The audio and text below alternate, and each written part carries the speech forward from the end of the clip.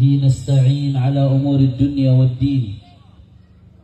اللهم فصل وسلم وبارك وكرم ومجد وعظم على سيدنا وحبيبنا وشفيعنا ونور قلوبنا محمد الفاتح لما أغلق والخاتم لما سبق ناصر الحق بالحق والهادي إلى الصراط المستقيم وعلى آله وصحبه حق قدره ومقداره العظيم يا فتاح يا عليم. أما بعد. Para alim ulama, para kiai, para asatid, para ajengan, para sesepuh, para tokoh masyarakat, wabil khusus hadir di tengah-tengah kita adalah Muhtaram Al-Mukarram Al-Habib Hud bin Idrus bin Hud Al-Idrus selaku Ketua DPW FPI Kabupaten Cianjur. Begitu juga ada di sini adalah Habib Syekh As-Saggaf, Habib Hashim Al-Haddad dan para ajengan, para asatid, para kiai, para sesepuh, bini sepuh. Tidak saya sebutkan satu persatu tanpa mengurangi rasa hormat dan ta'zim saya kepada beliau semua. Wabil khusus segenap pimpinan daripada panitia penyelenggara acara pada malam hari ini, yaitu DPC Bojong Picung, DPC FPI Ciranjang, DPC FPI Haurwangi. Tidak lupa pula ada Ustadz Abdul Malik, Haji Asep, Aang, Kiai Haji Abdul Rahman, Papasilan, dan semuanya para guru-guru kita tidak saya sebutkan satu persatu, ta'ziman wa takriman lahum jami'an. Maka kita doakan mudah-mudahan para ulama kita, para habaib kita, para kiai kita, guru-guru kita Allah panjangkan nomornya, Allah sehatkan badannya, Allah jaga zahir batinnya, Allah menangkan perjuangannya, amin ya rabbal. Dan salam penghormatan yang paling istimewa saya hadiahkan hadir kepada hadirin hadirat, muslimin muslimat, mukminin mukminat yang hadir pada malam hari ini. Semua angkat tangannya, kita minta sama Allah, mudah-mudahan tidaklah kita keluar dari tempat ini kecuali semua dosa kita diampuni oleh Allah. Yang sakit Allah angkat penyakitnya, Allah sehatkan badannya. Semua yang hadir dilapangkan rezekinya, diberkahi kehidupannya, amin ya rabbal. Ahiba'il kiram, alhamdulillah pada malam hari ini kita sama-sama berkumpul tidak lain dan tidak bukan dalam rangka menyambut milad DPC FPI Bojong Picung serta segenap DPC FPI lainnya yang tidak lain dan tidak bukan Front Persaudaraan Islam, sebagaimana pendahulunya Front Pembela Islam didirikan untuk menegakkan amar ma'ruf nahi munkar dan menyerukan untuk bertakwa kepada Allah Subhanahu. Nggak lain nggak bukan, saudara. FPI didirikan untuk mengajak orang bertakwa, untuk mengajak hamba-hamba Allah untuk patuh perintah Allah dan menjauhi larangan Allah, patuh perintah Nabi dan menjauhi larangan baginda Nabi besar Muhammad sallallahu alaihi wasallam. Hadzal maqsad alladhi ussisatil jabhatu min ajlih. Inilah tujuan didirikannya FPI, saudara.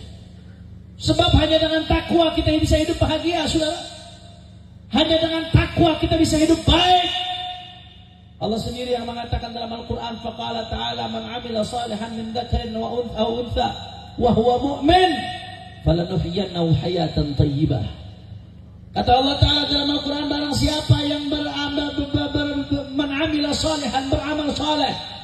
Amal saleh adalah takwa, patuh perintah Allah, jauhi larangan Allah, itu adalah amal saleh. min dzakarin aw untha, baik laki-laki atau perempuan, wa huwa mu'min, dalam keadaan dia beriman kepada Allah, apa yang terjadi kata Allah Ta'ala, falanuhyiyannahu hayatan thayyibah, maka siapa yang bertakwa Allah akan hidupkan dia dengan kehidupan yang baik. Bahkan gak sampai di situ, saudara. Takwa itu pintu keberkahan. Tanpa berkah ini kita gak bisa hidup, saudara. Takwa adalah pintu keberkahan. Allah yang mengatakan dalam Al-Quran, faqala ta'ala walau anna ahlal qura amanu wattaqau lafatahna alaihim barakatin minas sama'i wal ardh. Kata Allah, kalau penduduk sebuah negeri beriman dan bertakwa kepada Allah, apa yang Allah perintahkan dijalankan, apa yang Allah larang ditinggalkan, Nabi diteladani. Kalau penduduk sebuah negeri beriman bertakwa kepada Allah, apa yang akan terjadi? La fatahna alaihim barakatin minas sama'i wal ardh.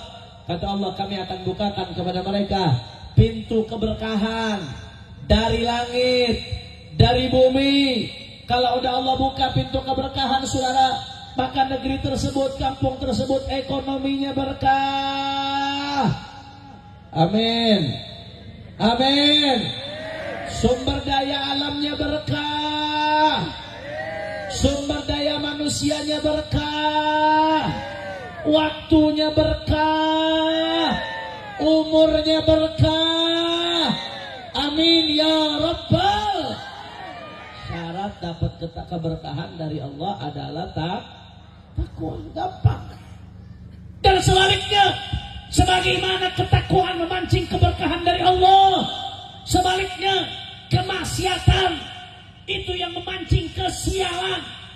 Kemaksiatan yang memancing keapesan. Kemaksiatan yang memancing daripada kemurkaan. Betul atau tidak? Betul atau tidak? Makanya kadang-kadang kita bertanya-tanya, kenapa saat ini keadaan kita makin kemari makin kacau-kacauan, saudara? Makin tak menentu. Jawabannya gampang, kemaksiatan merajalela, saudara. Ya Allah, kalau kita ngelihat zaman sekarang, Pak Bu, luar biasa, berbagai macam kemaksiatannya, zinanya, minuman kerasnya, saudara, narkobanya. Apalagi belakangan yang lagi rame nih, di berbagai tempat saya sorotin, judi online-nya, saudara. Nah, jawab yang jujur, yang main judi online, yang main slot, ayak loba. Ayak loba. Ayak loba. Luar biasa, saudara. Anda tahu data dari PPATK 2023, data tahun lalu. Ini data 2024 akan keluar di akhir tahun ini. Diprediksi akan melonjak tinggi, saudara. Itu data dari PPATK, perputaran uang haram dari judi online. Anda tahu berapa, saudara? 300 triliun rupiah. Itu perputaran uang haram judi online kalau membuat bangun kota jadi satu kota, saudara. APBD Jawa Barat aja kalah sama perputaran uang haram dari judi online, saudara. 300 triliun. Orang Cianjur pernah lihat 300 triliun? Boro-boro ngelihat, bayangin nolnya aja aing liar, saudara. Betul enggak? Sabraha itu nolnya 300 triliun. Liar. 300 triliun perputaran uang haram dari judi online. Luar biasa, saudara.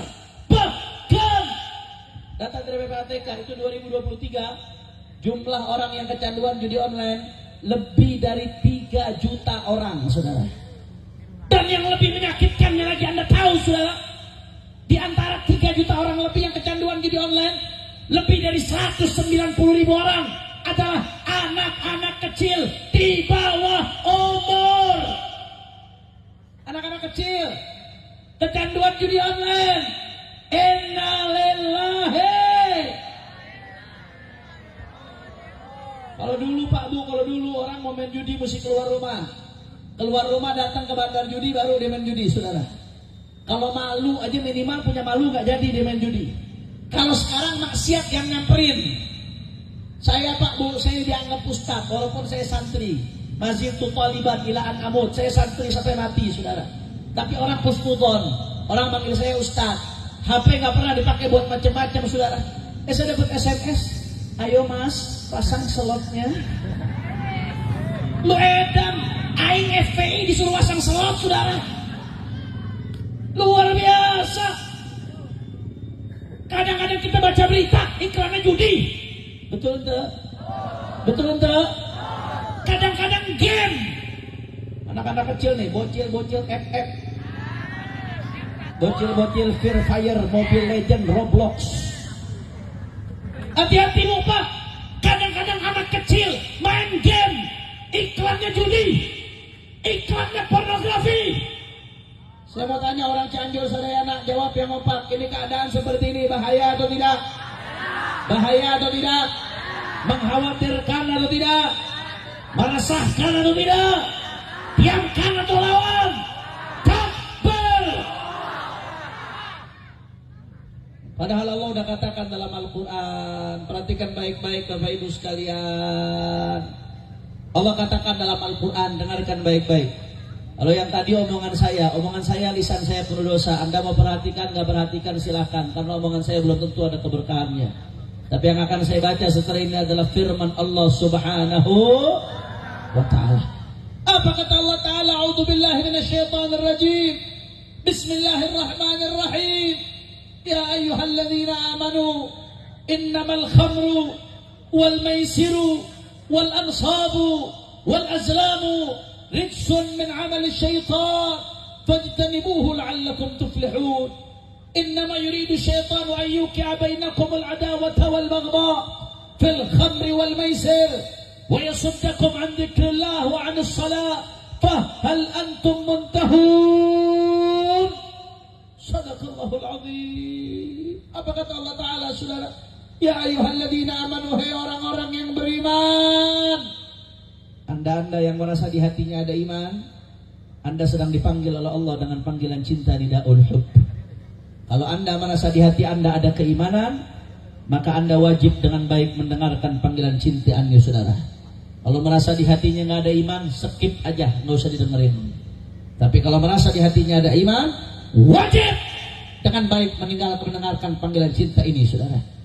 Apa kata Allah Ta'ala? Ya ayyuhalladzina amanu, hai orang-orang yang beriman. Innamal khamru, sesungguhnya yang namanya khamr. Apa itu khamr, Habib?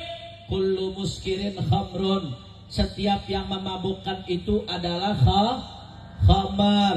Apapun bentuknya, mau yang pil, mau yang cair, mau yang bubuk, mau yang asap, saudara, mau yang bentuk daun-daunan, pokoknya setiap yang memabukkan, kullu muskirin khamrun, itu disebut khamar. Wa kullu khamrin haram, dan khamar itu hukumnya haram. Mau legal, mau ilegal, sabun teing, gak ada urusan, saudara. Mau namanya narkoba, narkotika, sabu-sabu, heroin, kokain, ganja, tembakau gorila, apapun itu namanya, saudara. Apapun itu, mau yang namanya topi miring, anggur merah, anggur putih, anggur biru, anggur hijau-hijau, anggur abu-abu lagi, saudara. Gak ada urusan. Kullu muskirin khamrun, termasuk kecubung.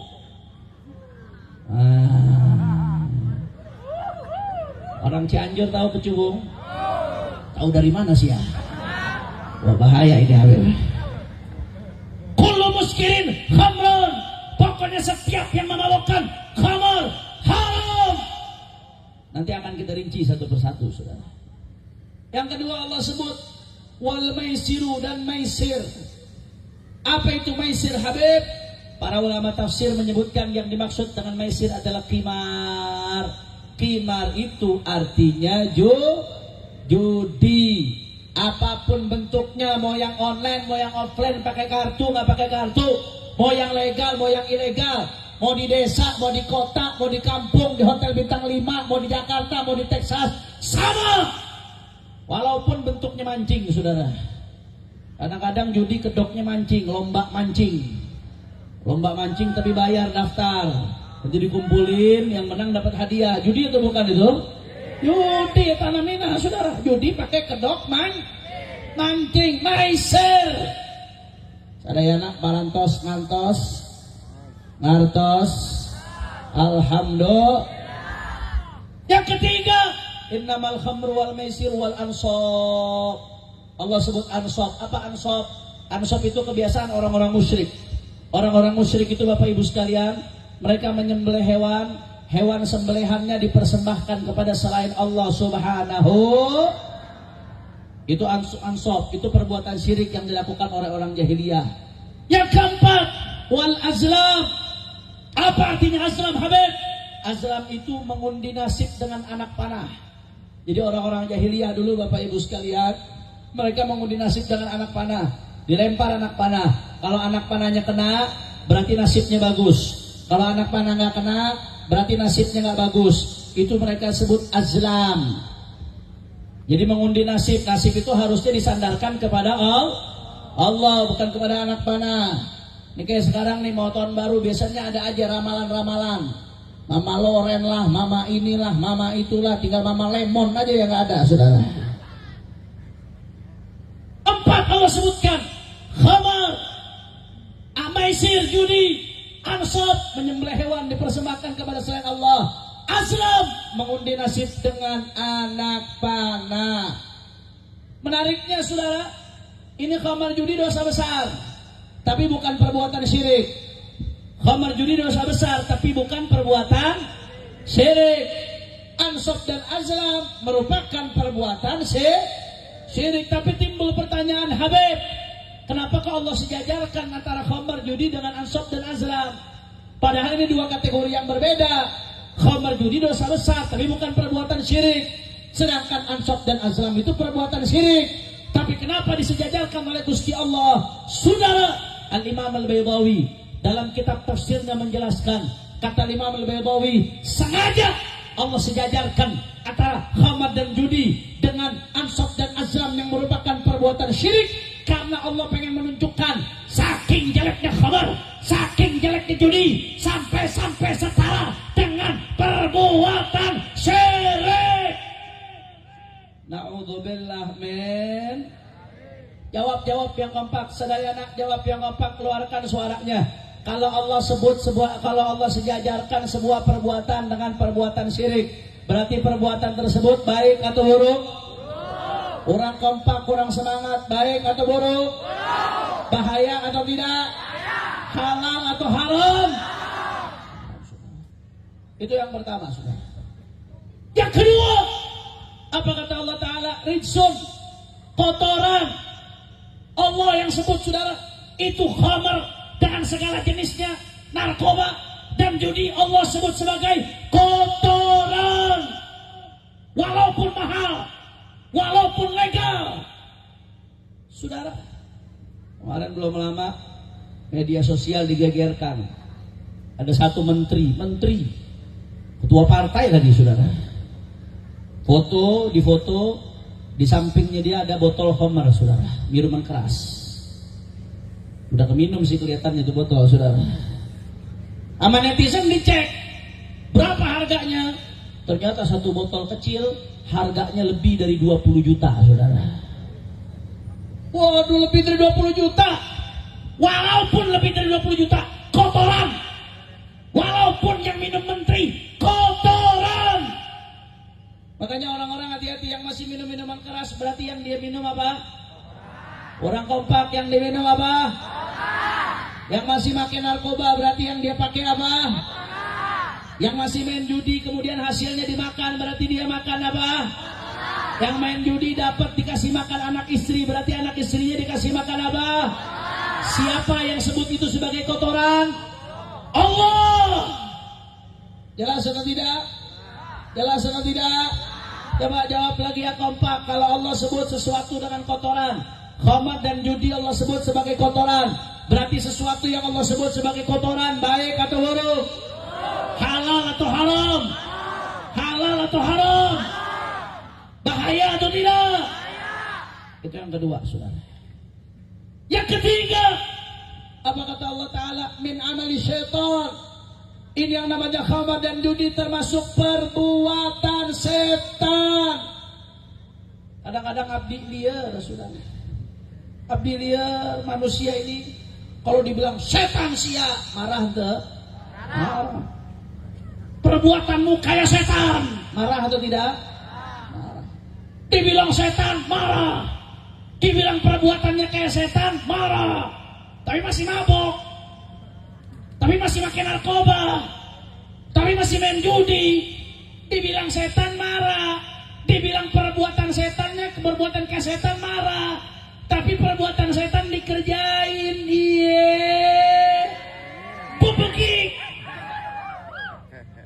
Kacau tidak? Kacau tidak?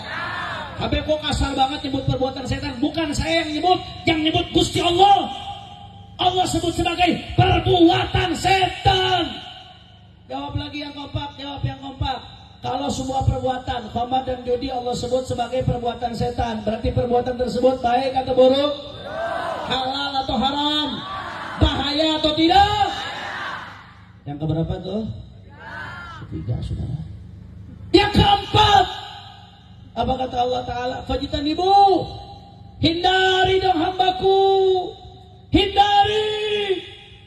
Saudara, Allah ini maha tahu. Allah maha tahu. Makanya para ulama mengatakan, Imam Izzuddin bin Abdul Salam dalam kitabnya Qawaidul Ahkam fi Masalihil Anam. Begitu juga Imam Syatibi dalam kitabnya Al-Muwafaqat menyebutkan, kalau Allah Ta'ala sudah melarang sesuatu, pasti sesuatu yang Allah larang itu bahaya dunia akhirat, sudah pasti. Kita sadar atau nggak sadar, ngerti atau nggak ngerti, pasti. Sebaliknya, kalau Allah sudah perintahkan sesuatu, berarti sesuatu yang Allah perintahkan itu akan baik bagi kita dunia dan akhirat, saudara. Pasti itu, saudara. Nah sekarang Allah katakan, itu yang namanya khamar dan judi. Kata Allah, hindari. Kalau Allah sudah sebut hindari untuk khamar dan judi, berarti khamar dan judi, sekali lagi jawab yang keempat, baik atau buruk? Halal atau haram? Bahaya atau tidak? Itu yang keempat, saudara. Yang kelima, apa kata Allah Ta'ala? La'allakum tuflihun. Dengarkan baik-baik hamba-hambaku. Kalau kalian hindari itu khamar dan judi, kalian akan beruntung. Tapi kalau kalian lakukan, kalian akan buntung. Masya Allah. Kalau untuk nafsirkan ini nggak usah buka kitab, saudara. Lihat aja pakai mata kepala sendiri. Orang-orang yang kecanduan judi, yang kecanduan narkoba, yang rumah tangganya hancur, ayah loba. Bisnis rusak gara-gara judi, ayah loba. Ngelawan Allah sih. Gusti Allah udah bilang jangan dilakukan. Kamu ngelawan Allah. Saudara, saya ingatkan baik-baik Bapak Ibu sekalian. Ini yang namanya judi online. Begitu Anda main, Anda masuk lingkaran setan. Orang yang kena uji di online, ujung-ujungnya larinya ke pinjol, pinjaman online, saudara. Dari haram larinya ke haram. Ini lingkaran setan. Akhirnya dari pinjol dapat duit, dipakai lagi buat judi. Habis judi, habis uangnya, lari lagi ke pinjol. Dari pinjol, lari lagi ke judi. Dari judi, lari lagi ke pinjol. Ujung-ujungnya kelilit utang. Akhirnya bunuh diri. Ngelawan Allah sih. Saya bukan sedang ngomong kosong, Pak Bu. Anda bisa buka, lihat di Google. Berapa banyak orang yang bunuh diri gara-gara judi online. Buka sekarang. Lihat di Google berapa banyak orang bunuh diri gara-gara pinjaman online, saudara. Ngelawan Allah. Lagian ada-ada aja ente. Mau kaya dari judi.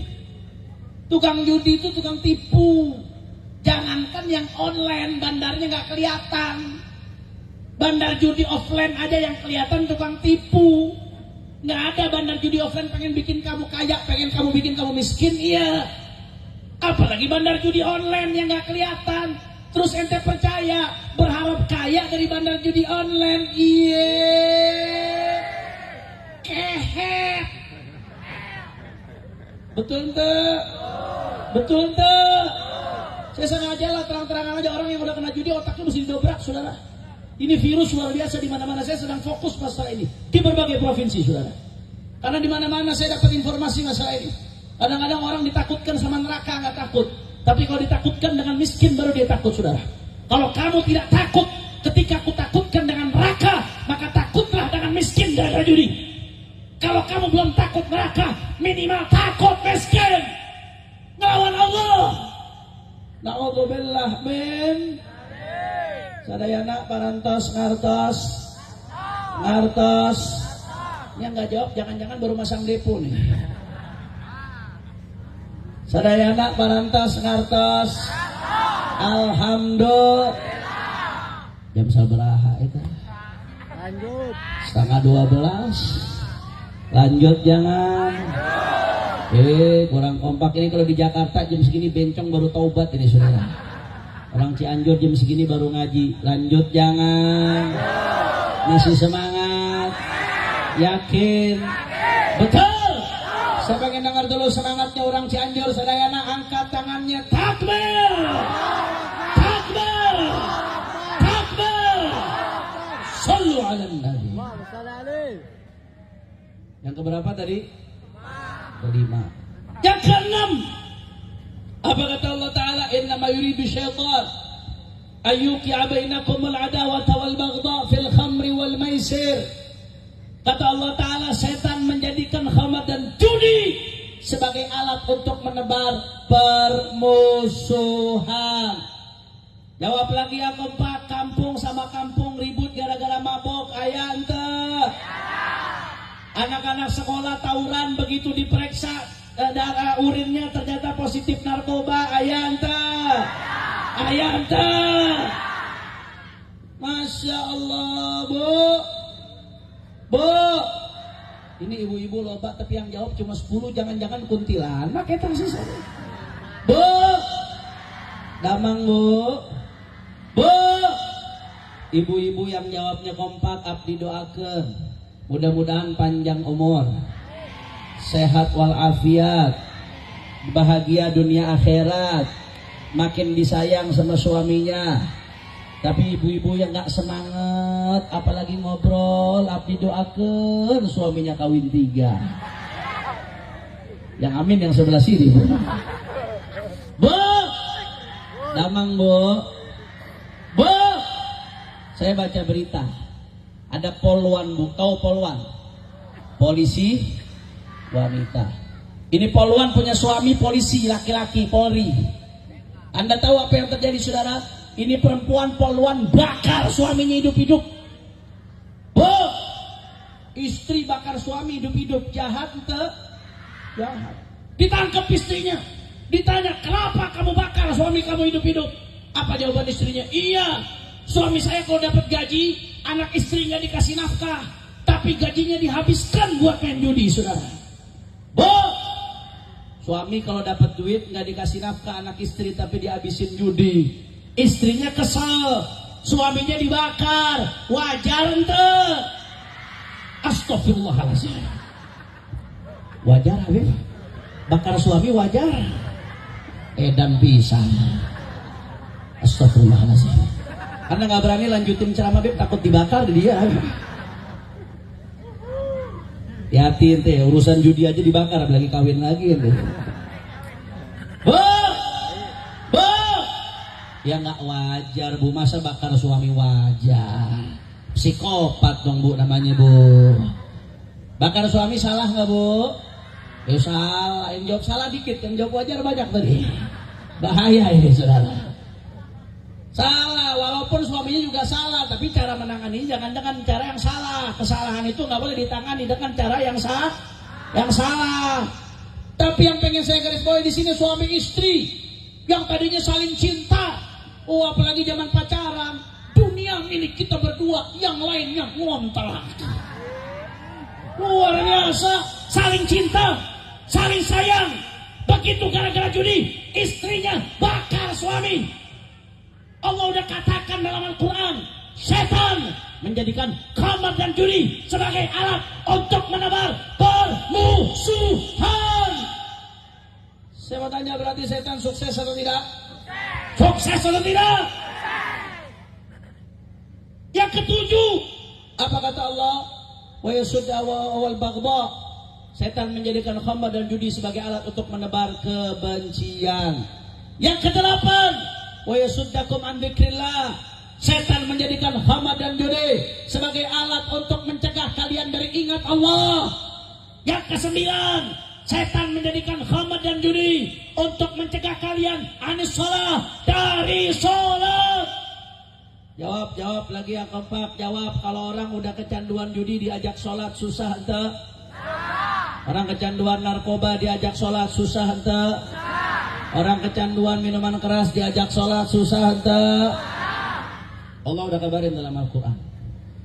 Bahkan saya pengalaman masalah seperti ini Pak. Bukan pengalaman mabok ya, pengalaman ngadepin yang model begini saudara. Ketika saya mondok di pondok pesantren Bareskrim Mabes Polri. Tahu pesantren Bareskrim Mabes Polri?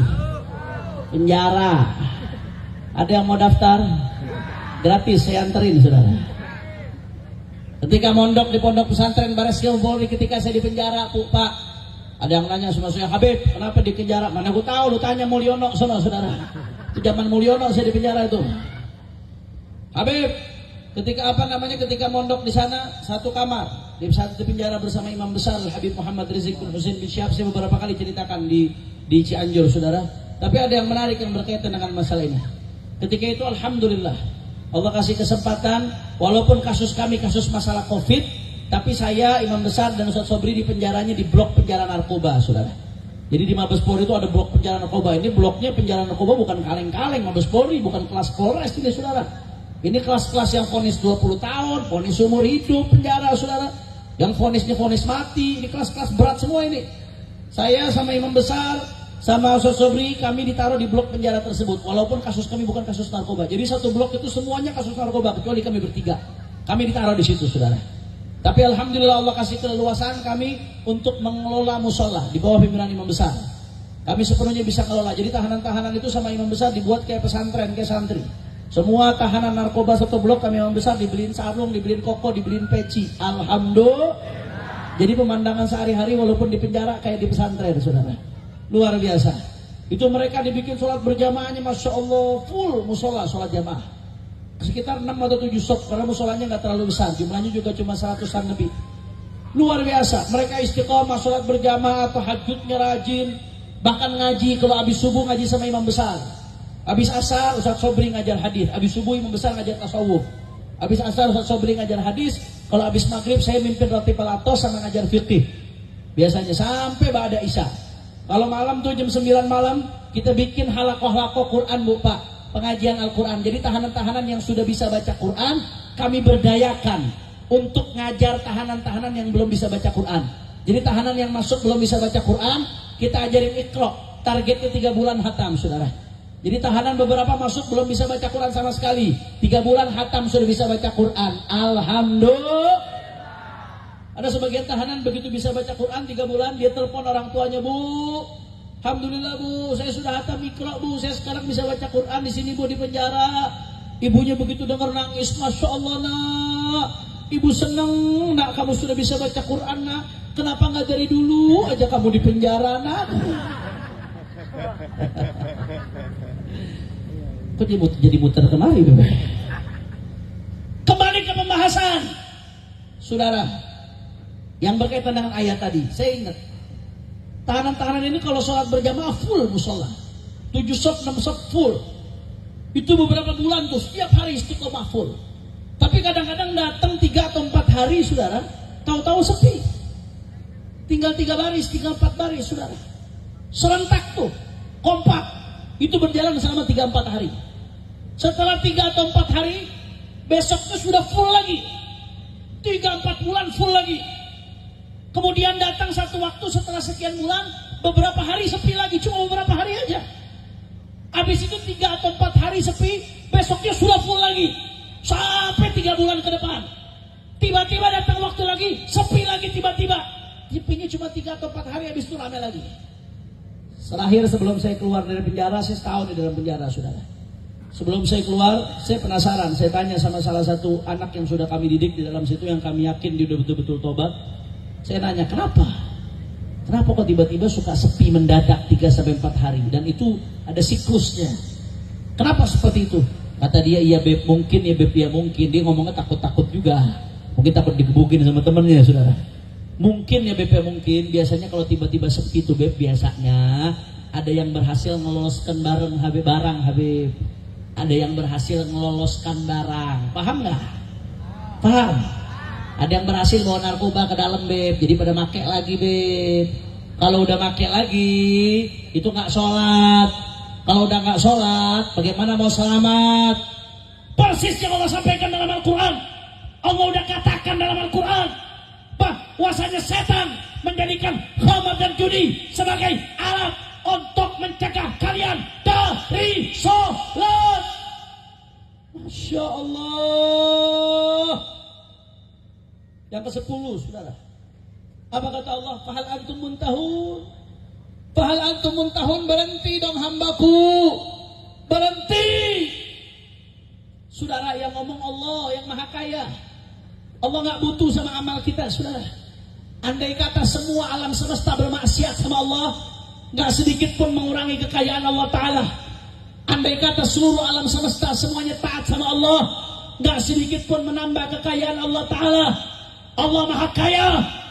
Tapi Allah dengan kasih sayangnya, Allah minta kepada hambanya, berhenti dong hambaku. Berhenti. Padahal Allah gak butuh sama kita. Nahnu fuqara ilallah. Kita yang butuh sama Allah. Tapi Allah masih mau merangkul hambanya dengan cinta. Saudara, yang ngajak hamba untuk berhenti maksiat adalah Allah. Yang ngasih kita nyawa. Tanpa Allah kita gak akan hidup, saudara. Yang ngajak hamba untuk berhenti maksiat adalah Allah. Yang membuat jantung kita berdetak. Dari kita lahir sampai hari ini, jantung kita berdetak. Allah gak pernah minta bayaran buat kita. Bayangkan satu hari dia saja di rumah sakit, Anda harus pakai alat bantu jantung untuk berdetak, saudara. Berapa juta yang harus Anda bayar? Dari kita lahir sampai sekarang Allah kasih jantung kita berdetak. Allah gak pernah minta bayaran, saudara. Yang minta kita untuk berhenti maksiat adalah Allah. Yang membuat paru-paru kita bernapas. Dari kita lahir sampai sekarang kita napas gratis, saudara. Anda beberapa hari di rumah sakit kalau harus bernapas, itu oksigen mesti bayar. Tapi Allah nggak minta bayaran. Yang minta kita berhenti maksiat adalah Allah. Yang membuat mata kita bisa memandang, tangan kita bisa bergerak, kaki kita bisa bergerak, akal kita bisa berpikir, lisan kita berkata-kata. Yang minta kita berhenti maksiat adalah Allah. Saudara, andai ada bos gaji Anda setiap bulan 5 juta saja, Anda taat sama dia, nurut sama dia. Kenapa Allah yang ngasih kita segala-galanya, kita masih suka maksiat sama Allah, tidak taat sama Allah? Apa kurangnya Allah? Aiba'il kiram, andai kata satu saja Allah perintahkan, satu Allah larang kita, tanpa Allah sebutkan alasannya kenapa dilarang. Allah larang kita sesuatu tapi Allah gak sebutkan alasannya kenapa dilarang, maka tugas kita sebagai hamba hanya nurut, saudara. Gak berhak kita mempertanyakan kenapa Allah larang. Apalagi kalau Allah sebutkan alasannya, oh lebih kuat lagi penekanannya. Apalagi kalau Allah sebutkan, Masya Allah. Apalagi kalau Allah sebutkan 10 penekanan. Itu tadi masalah khamar dan judi, saudara. Di ayat itu saja yang saya sebutkan, Allah haramkan dan Allah sebutkan 10 penekanan tentang haramnya khamar dan judi. Itu baru satu rangkaian ayat, belum ayat lain, belum hadis lain. Seolah-olah Allah pengen ngasih tahu kepada hamba-hambanya, hei orang-orang yang beriman, itu yang namanya khamar, yang namanya narkoba, yang namanya judi, mau yang online, mau yang offline, itu adalah haram, haram, haram, haram, haram, haram, haram, haram, haram, haram. Fahal antum muntahun, hambanya masih gak mau berhenti, saudara. Ayo masing-masing introspeksi diri, masing-masing dia tahu dirinya, saudara. Yang masih bersentuhan dengan barang-barang haram seperti ini segera kembali kepada Allah Ta'ala. Yang masih makai-makai narkoba mau sampai kapan? Mau sampai mati overdosis? Na'udzubillah min. Orang-orang yang mati overdosis nggak pernah nyangka dirinya bakal mati overdosis, saudara. Ayo mau sampai kapan? Yang masih suka mabok mau sampai gara-gara kecelakaan, gara-gara mabok? Na'udzubillah min dalik. Orang-orang yang mati kecelakaan gara-gara mabok nggak pernah nyangka dirinya bakal suul khotimah seperti itu, saudara. Mau sampai kapan?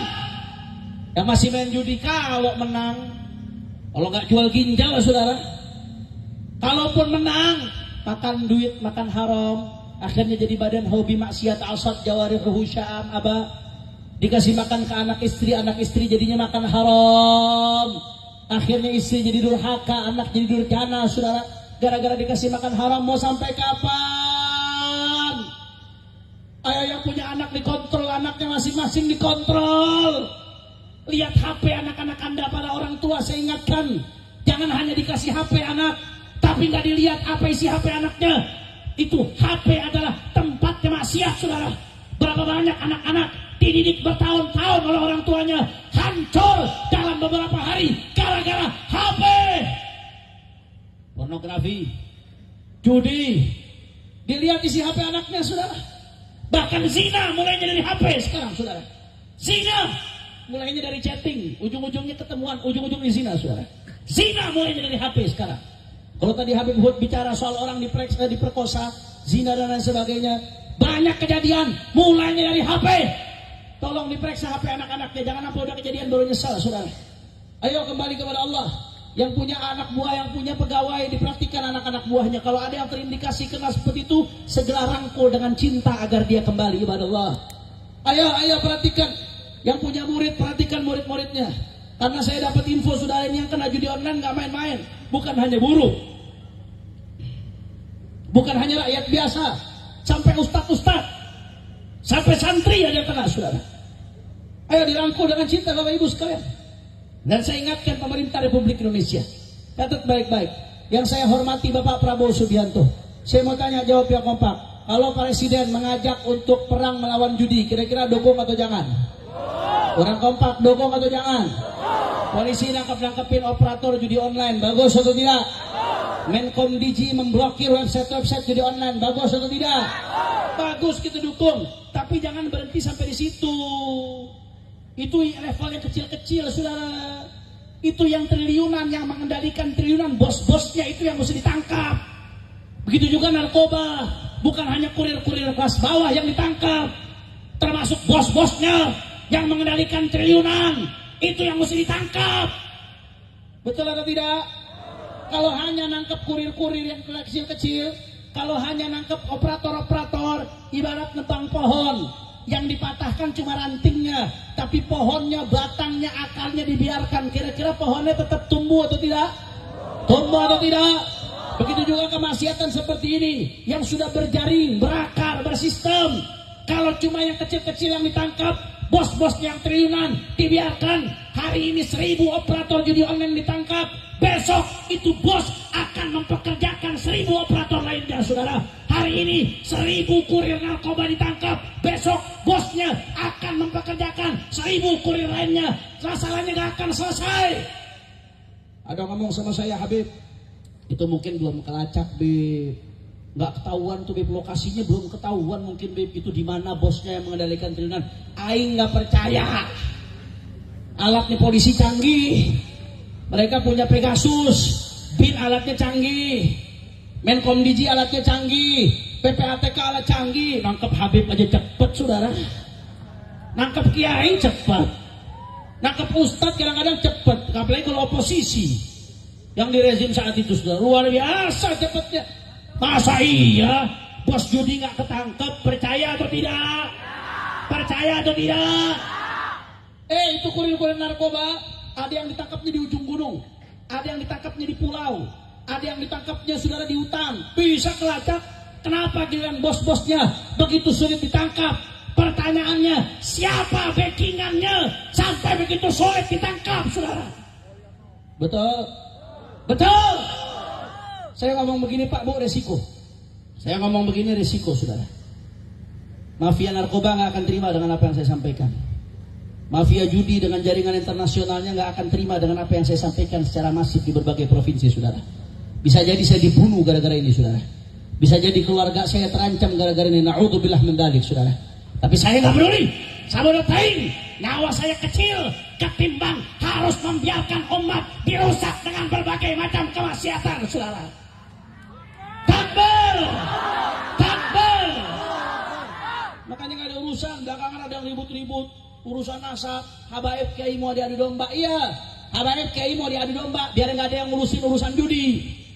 Biar nggak ada yang ngurusin urusan narkoba, biar nggak ada yang ngurusin korupsi, biar nggak ada yang ngurusin perampokan kedaulatan seperti di PIK di Jakarta, saudara. Biar nggak ada yang ngurusin kemaksiatan. Habaib Kiai mau diadu domba dengan isu rasis, dengan isu fasis. Padahal kita Bhinneka Tunggal Ika, apapun sukunya tetap satu, Indo. Sengaja tuh saudara. Begitu Habaib Kiai diadu domba, umat Islam diadu domba dengan isu nasab lah, isu suku lah, dan lain sebagainya. Yang diuntungkan siapa? Yang diuntungkan bandar-bandar judi, yang diuntungkan bandar narkoba, yang diuntungkan koruptor, yang diuntungkan fufu-fafa, yang diuntungkan mereka yang ingin merusak bangsa, saudara. Makanya segala urusan kami di bawah komando Imam Besar Al-Habib Muhammad Rizik bin Hussein bin Syihab, kami nggak akan berhenti, saudara. Dari front persaudaraan Islam dengan berbagai rekan-rekan ormas lainnya, kami nggak akan berhenti untuk terus menyuarakan amar ma'ruf nahi munkar. Kami tegaskan, saudara, pemerintah bukan musuh kami, Polri bukan musuh kami, tentara bukan musuh kami, apalagi sesama muslim bukan musuh kami, saudara. Kami nggak peduli. Musuh kami kezaliman, musuh kami kemunkaran, musuh kami kemaksiatan, musuh kami berbagai daripada penyimpangan. Bagi kami, saudara, berbagai macam kemaksiatan, apalagi ini menjelang tahun baru, saudara, ini kemaksiatan di mana-mana. Berbagai macam kemaksiatan adalah bom-bom waktu yang akan meledakkan bangsa kita suatu saat, saudara. Kita nggak boleh diam, kita tidak boleh bungkam. Makanya kami di bawah komando Imam Besar Al-Habib Muhammad Rizik bin Hussein bin Syihab, baik front persaudaraan Islam atau berbagai elemen lainnya, kami nggak akan berhenti untuk perang melawan judi, perang melawan narkoba, perang melawan minuman keras, perang melawan kemaksiatan, apapun acaranya, saudara. Nggak peduli, mau dicaci, mau dimaki, mau dihina, mau difitnah, mau dipenjara, mau dibunuh sekalipun, kaki jadi kepala, kepala jadi kaki, mati bersih. Jangan pernah mundur sampai penghabisan, saudara. Allahu Akbar, Allahu Akbar, Allahu Akbar. Maka saya mau tanya, jawab yang kompak semuanya. Cianjur siap bersatu. Kurang keras, kurang semangat. Cianjur siap bersatu. Siap rapatkan barisan. Siap perang melawan kemunkaran. Siap perang melawan judi. Siap perang melawan narkoba. Siap perang melawan minuman keras. Saya mau tanya, kira-kira kalau ada yang coba-coba nyebarkan minuman keras di Cianjur, diamkan atau lawan? Orang kompak, diamkan atau lawan? Kalau coba-coba ada yang mau backingi kemaksiatan di Cianjur, diamkan atau lawan? Kalau coba-coba ada yang mau ternak judi, ternak narkoba di Cianjur, diamkan atau lawan? Kalau ada yang mau coba-coba ternak LGBT di Cianjur, diamkan atau lawan? Nanti siap diteror preman. Sikat nih. Jawabnya apa? Sabodotri. Jawabnya apa? Kurang kompak, kurang semangat. Jawabnya apa? Kurang kencang. Jawabnya apa? Kalau ada yang mau nyebarkan judi di Cianjur, diamkan atau lawan? Nanti itu dibilang radikalis. Kurang kompak, kurang kencang. Nanti diteror. Nanti ditangkap. Nanti dibilang ekstremis. Maju terus, yakin, betul. Semua Cianjur angkat tangannya. Allahu Akbar, Allahu Akbar, Allahu Akbar. Sallu ala nabi. Sama-sama terakhir, saudara, kita baca salawat. Mudah-mudahan barakah salawat kita doakan yang punya hajat, Allah kabul hajatnya. Yang sakit Allah angkat penyakitnya. Allah sehat.